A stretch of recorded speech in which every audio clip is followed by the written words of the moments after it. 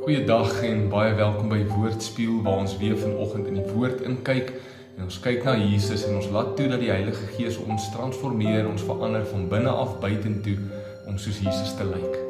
Vandag lees ons uit Markus hoofstuk 3 en die skrifgedeelte wat ek gaan lees is Markus 3 vers 1 tot 6 met die tema doen wat reg is. Markus 3 vers 1 tot 6. Jesus het weer na die sinagoge toe gegaan en daar was 'n man met 'n misvormde hand. Omdat dit op die Sabbat was, het Jesus se vyande hom fyn dopgehou. Sou hy die man se hand op die Sabbat gesond maak? Indien wel, sou hulle hom kon aankla. Hy sê toe vir die man met die misvormde hand, kom staan hier in die middel. Daarna sê hy vir sy teenstanders, mag 'n mens goed doen op die Sabbat of kwaad? Is hierdie dag bedoel om lewe te red of te vernietig? Maar hulle wou hom nie antwoord nie.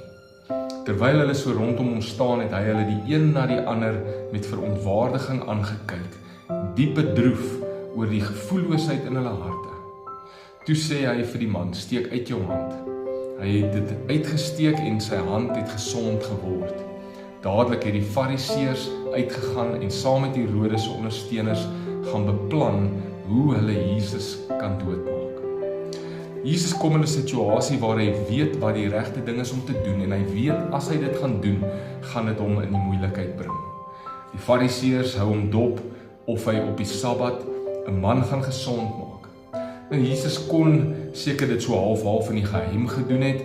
Hy kon dalk die man buitentoe gevat het en hom daar gesond gemaak het, maar Jesus doen nie dit nie. Hy laat die man in die middel staan, so asof hy dit wat reg is in die gesig van die Fariseërs met hulle harde harte wil gooi. Daar in die middel van almal doen Jesus wat reg is. Baie keer sal ek weet wat reg is, maar ek sal dit nie doen nie, glad nie doen nie, of dalk probeer wegsteek, of dalk so agteraf wil doen, omdat ek nie iemand wil offend nie. Ek wil daarom nie net polities korrek wees.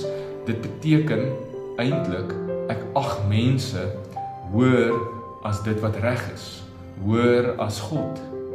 Ek behoort die regte ding juis in die middel van almal te doen, sodat die wie slegte, harde harte het, gesny sal word deur die waarheid en dalk nader aan God kan beweeg, sodat mense dalk die waarheid kan sien en daardeur gekonfronteer kan word. Elke dag kom ek voor die keuses. Gaan ek sê, gaan ek doen wat reg is, wat ek weet die Heilige Gees vir my in my hart sê, wat die regte ding is om te doen? Of gaan ek terughou? Gaan ek eerder stil bly, omdat ek bang is vir wat mense gaan sê of gaan doen? Kom ons bid saam. Here Jesus, help my om nie skaam en bang te wees om reg op te tree nie.